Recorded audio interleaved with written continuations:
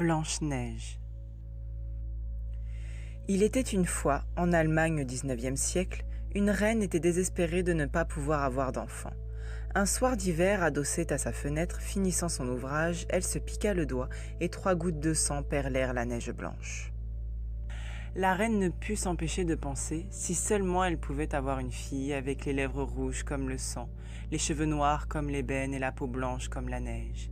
Elle la prénommerait alors Blanche-Neige. Quelque temps plus tard, la reine attendait un heureux événement, mais la naissance de cet enfant met fin à la vie de cette dernière. Le roi décida de se remarier avec une femme extrêmement belle mais aussi extrêmement méchante. Chaque jour, la méchante reine demandait à son miroir qui était la plus belle de tout le royaume, et celui-ci répondait à chaque fois que c'était elle. Mais au fur et à mesure du temps, la reine se fane et Blanche-Neige devint chaque jour de plus en plus belle. Un jour, comme à son habitude, la reine demanda à son miroir qui était la plus belle du royaume, et celui-ci lui répondit qu'elle était très belle, mais que Blanche-Neige était encore 1000 fois plus belle qu'elle. Les mots ne firent qu'un tour dans la tête de la reine. Bien que Blanche-Neige n'ait que 16 ans, elle ordonna au chasseur royal de tuer Blanche-Neige et de lui ramener comme preuve son foie et ses poumons. Blanche-Neige, qui se baladait comme à son habitude dans les bois, n'avait pas remarqué que le chasseur la traquait depuis quelques heures déjà. Mais au moment où il fallut commettre l'irréparable, il ne put le faire. Il avertit Blanche-Neige des intentions de sa belle-mère et lui ordonna de fuir et de ne plus jamais revenir. Le chasseur ramena à la reine le foie et les poumons d'un marcassin qui passait par là. Elle fit emmener les organes en cuisine pour les faire cuire et les manger. Blanche-Neige errait dans la forêt depuis des heures jusqu'au moment où elle en vit enfin le bout. Elle arriva dans une grande clairière et vit au loin une petite maison située devant 7 petites collines. Elle décida d'y passer la nuit. Cette nuit-là, les propriétaires de la petite maison furent surpris d'y trouver Blanche-Neige endormie dans leur lit.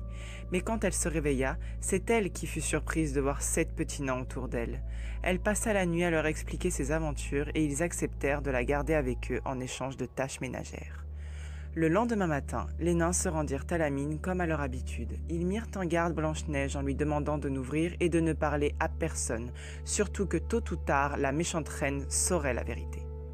Et un beau jour, la reine apprit grâce à son miroir que Blanche-Neige était toujours en vie et qu'elle logeait chez les 7 nains.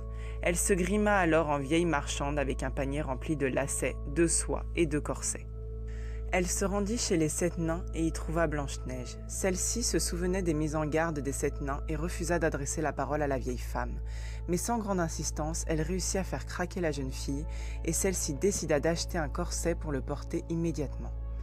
Mais la vieille femme le serra si fort que Blanche-Neige en perdit la respiration et tomba raide morte. Le soir même, les 7 nains rentrèrent chez eux et virent Blanche-Neige sans vie sur le sol. Ni une ni deux, ils comprirent ce qui se passait et coupèrent le corset, permettant ainsi à Blanche-Neige de respirer à nouveau. La reine se précipita devant son miroir et lui demanda qui était la plus belle du royaume. Celui-ci lui répondit qu'elle était très belle, mais que Blanche-Neige était quant à elle 1000 fois plus belle encore. Furieuse, elle refit une deuxième tentative quelques jours plus tard. Elle se déguisa en vieille marchande de peignes et retourna à la maison des 7 nains. Le matin même, les nains l'avaient remise en garde contre la méchante reine pour ensuite partir à la mine. La vieille femme arriva devant la maison des 7 nains. Blanche-Neige, sans grand étonnement, refusa de parler à la vieille femme, mais en voyant le panier de peignes, elle fut tentée. Elle laissa la vieille femme peigner ses cheveux avec le peigne empoisonné. À peine celui-ci avait touché ses cheveux qu'elle perdit aussitôt connaissance. À la nuit tombée, les 7 nains rentrèrent chez eux et virent à nouveau Blanche-Neige sans vie sur le sol. Sans grande réflexion, ils comprirent ce qui se passait et retirèrent le peigne de ses cheveux. À peine celui-ci fut retiré, elle reprit connaissance.